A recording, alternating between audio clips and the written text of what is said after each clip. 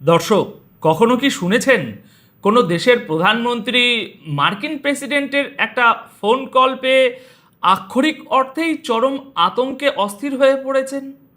আড়ালে আবডালে নয়, একেবারে হোয়াইট হাউসের ভিতরের সূত্রগুলো যখন বলে যে মার্কিন প্রেসিডেন্টের সাথে কথা বলার পর ইসরায়েলি প্রধানমন্ত্রীর মাথায় যেন আগুন ধরে গিয়েছিল, তখন বুঝতে হবে ভূ রাজনীতির দাবার বোর্ডে এমন কোনো চাল চালা হয়েছে যা পুরো সমীকরণ উল্টে দিয়েছে।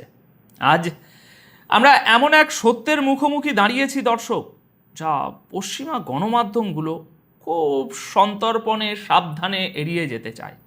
আজ আমরা আলোচনা করব এমন এক পরিস্থিতি নিয়ে যেখানে পরাশক্তি আমেরিকার তৈরি করা নীল নকশা তাদের নিজেদের ওপরই ব্যাকফায়ার করছে।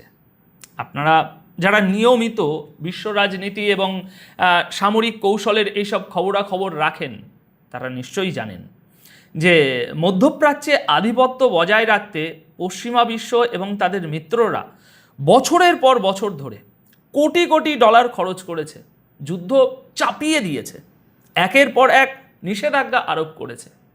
কিন্তু আজ পরিস্থিতি এমন এক জায়গায় এসে ঠেকেছে যেখানে খোদ ওয়াশিংটনকে এখন সিদ্ধান্ত নিতে হচ্ছে। তারা কি নিজেদের অর্থনীতিকে ধ্বংসের মুখে ঠেলে দিয়ে আর একটা অন্তহীন যুদ্ধে জড়াবে, নাকি ইরানের তৈরি শর্ত মেনে নিয়ে শান্তির টেবিলে বসবে?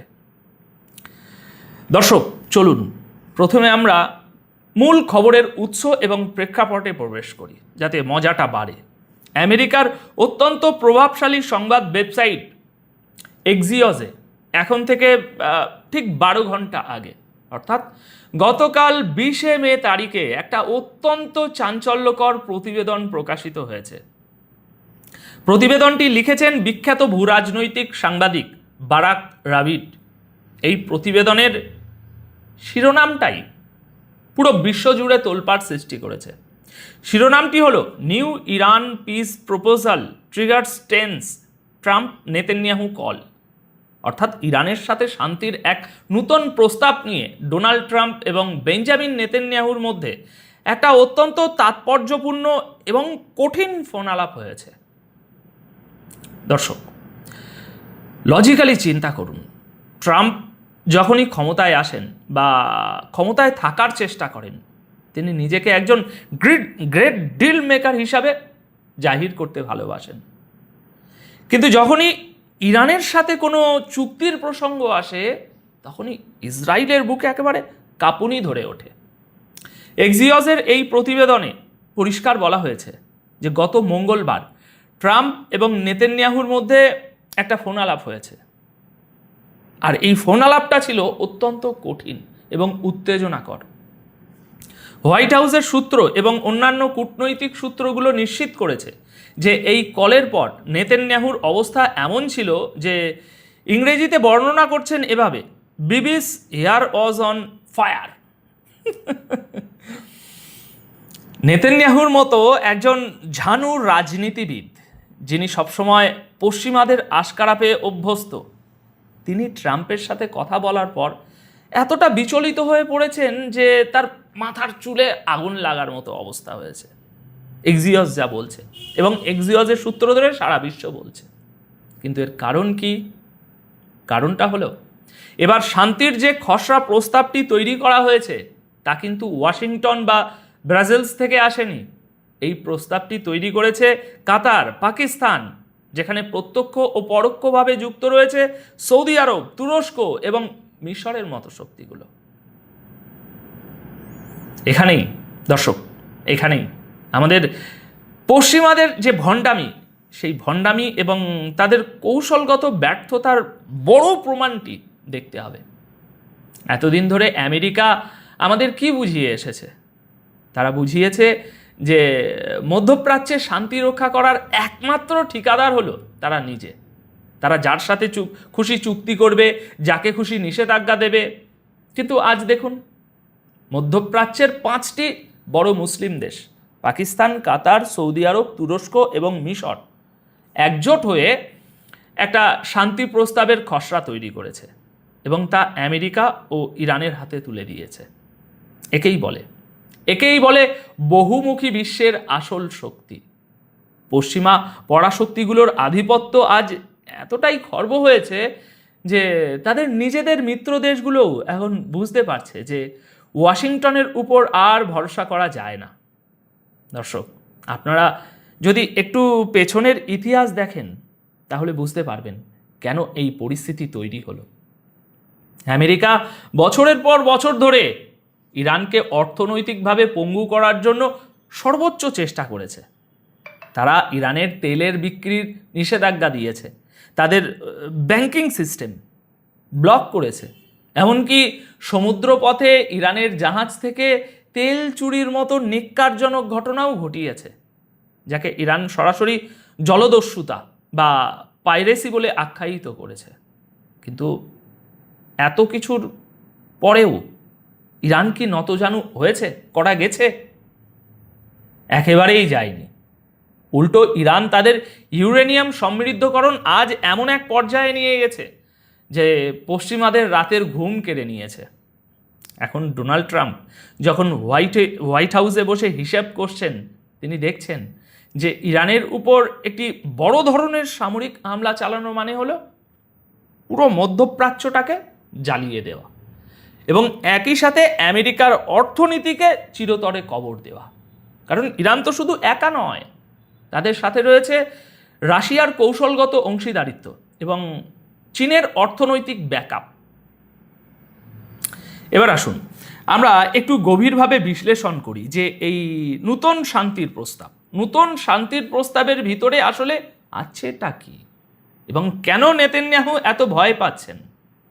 দেখুন, এক্সিওসের এই প্রতিবেদনে বলা হয়েছে কাতার এবং পাকিস্তান সম্প্রতি আমেরিকা ও ইরানকে একটি সংশোধিত প্রস্তাব পাঠিয়েছে। এই প্রস্তাবের মূল উদ্দেশ্য হল আমেরিকা ও ইরানের মধ্যে যে দীর্ঘদিনের অনড় অবস্থান, তার মধ্যে একটা সেতু তৈরি করা। দর্শক, খবরের ভিতরের খবর হলো পাকিস্তানের অভ্যন্তরীণ বিষয়ক মন্ত্রী বা স্বরাষ্ট্রমন্ত্রী গত এক সপ্তাহের মধ্যে দুইবার তেহরান সফর করেছেন। ভাবুন, এক সপ্তাহের মধ্যে দুবার তেহরানে গিয়ে বৈঠক করা কোনো সাধারণ ঘটনা নয়। ইরানের পররাষ্ট্র মন্ত্রণালয় গতকাল বুধবার স্পষ্ট করে জানিয়েছে যে এই আলোচনাগুলো চলছে ইরানের নিজস্ব 14 দফা প্রস্তাবের ভিত্তিতে। এই লাইনটা খুব মনোযোগ দিয়ে শুনুন, ইরানের 14 দফা প্রস্তাবের ভিত্তিতে। তার মানে হলো ইরান কোনো দুর্বল অবস্থান থেকে আলোচনা করছে না, তারা নিজেদের শর্ত টেবিলের উপরে রেখে দিয়েছে এবং পাকিস্তান ও কাতারের মতো মধ্যস্থতাকারীরা সেই শর্তগুলোকেই একটু কূটনৈতিক ভাষায় সাজিয়ে গুছিয়ে প্যাকেজিং করে আমেরিকার সামনে পেশ করছে। এই খসড়া প্রস্তাবে মূলত দুটি জিনিস চাওয়া হয়েছে। প্রথমত, ইরানের পরমাণু কর্মসূচি নিয়ে তাদের কাছ থেকে কিছু বাস্তবসম্মত এবং দৃশ্যমান প্রতিশ্রুতি নেওয়া হবে। আর দ্বিতীয়ত, আমেরিকা কর্তৃক ইরানের যে বিলিয়ন ডলারের তহবিল বিভিন্ন দেশের ব্যাংকে আটকে রাখা আছে, তা ধাপে ধাপে মুক্তি দেওয়ার একটা সুনির্দিষ্ট রোডম্যাপ তৈরি করা হবে। দর্শক, এবার পশ্চিমাদের ডাবল স্ট্যান্ডার্ডটা দেখুন। একদিকে ডোনাল্ড ট্রাম্প গতকাল বুধবার কোস্টগার্ড একাডেমিতে দাঁড়িয়ে বুক ফুলিয়ে বলেছেন যে একটাই প্রশ্ন, আমরা কি সেখানে যাব, এই যুদ্ধটা শেষ করব, নাকি তারা কোনো নথিতে স্বাক্ষর করতে যাচ্ছে? এখন ট্রাম্পের এই বক্তব্যটি বিশ্লেষণ করলে কি দাঁড়ায়? এটা কি একজন শক্তিশালী রাষ্ট্রনায়কের কথা, নাকি একজন দ্বিধাগ্রস্ত ব্যবসায়ীর কথা, যিনি খুব ভালো করেই জানেন যে যুদ্ধ করার ক্ষমতা এখন আর আমেরিকার নেই? ট্রাম্প খুব ভালো করেই জানেন যে যদি ইউক্রেন যুদ্ধ এবং গাজা সংকটের পর আমেরিকা আর একটা পূর্ণাঙ্গ যুদ্ধে জড়ায়, বিশেষ করে ইরানের মতো একটা বিশাল এবং সামরিকভাবে স্বাবলম্বী দেশের বিরুদ্ধে, তবে সেটা হবে ওয়াশিংটনের কফিনের শেষ পেরেক, এছাড়া আর কিছুই না। ট্রাম্প প্রকাশ্যে বলেছেন যে নেতানিয়াহু আমি যা বলবো তাই করবে। কিন্তু দর্শক, আসলেই কি তাই? নেতানিয়াহু এখন অত্যন্ত মরিয়া হয়ে উঠেছেন, কারণ তিনি জানেন যে যদি ইরানের সাথে আমেরিকার কোনো চুক্তি হয়ে যায় তবে মধ্যপ্রাচ্যে ইসরায়েলের যে একটা একক দাদাগিরি বা সামরিক আধিপত্য প্রতিষ্ঠার স্বপ্ন ছিল তা চিরতরে শেষ হয়ে যাবে। নেতানিয়াহু চান যুদ্ধটা চলতে থাকুক। তিনি চান আমেরিকার কাঁধে বন্দুক রেখে ইরানের সমস্ত গুরুত্বপূর্ণ অবকাঠামো এবং সামরিক সক্ষমতা ধ্বংস করতে। কারণ নেতানিয়াহুর নিজের রাজনৈতিক অস্তিত্ব টিকে আছে এই যুদ্ধের উপর। যদি যুদ্ধ বন্ধ হয়ে যায় তবে ইসরায়েলের অভ্যন্তরীণ রাজনীতিতে নেতানিয়াহুর বিচার এবং পতন অনিবার্য। আর এই কারণেই যখন ট্রাম্প তাকে ফোন করে বলেন যে মধ্যস্থতাকারীরা একটি লেটার অফ ইন্টেন্ট বা সমঝোতা স্বরূপ নিয়ে কাজ করছে, যা স্বাক্ষর করার পর যুদ্ধ আনুষ্ঠানিকভাবে শেষ হবে এবং 30 দিনের একটি আলোচনার মেয়াদ শুরু হবে, তখন নেতানিয়াহু আর নিজের রাগ চেপে রাখতে পারেননি। দর্শক, এই 30 দিনের আলোচনার মেয়াদটির দিকে লক্ষ্য করুন। এই সময়ে ইরানের পরমাণু কর্মসূচি এবং সবচেয়ে গুরুত্বপূর্ণ বিষয় হরমুজ প্রণালী উন্মুক্ত রাখার বিষয়ে আলোচনা হবে। এবার লজিক্যালি চিন্তা করুন, হরমুজ প্রণালী কেন এত গুরুত্বপূর্ণ? বিশ্বের মোট উৎপাদিত তেলের 1/3 এই হরমুজ প্রণালী দিয়েই পার হয়। ইরান যদি এই প্রণালীটি এখন নয় চিরকালের জন্য বন্ধ করে দেয় তবে বিশ্ববাজারে তেলের দাম কোথায় গিয়ে ঠেকবে তা তো আপনারা কল্পনা করতে পারছেন। স্বল্প হলেও পশ্চিমাদের দেউলিয়া অর্থনীতি তা সহ্য করতে পারবে না। আর এই কারণেই ট্রাম্প ইরানের শর্তগুলো শুনতে বাধ্য হচ্ছেন। ইরানের পররাষ্ট্র মন্ত্রণালয়ের মুখপাত্র গতকাল বুধবার খুব পরিষ্কার ভাষায় তাদের শর্তগুলো জানিয়ে দিয়েছেন। তারা কি বলেছেন?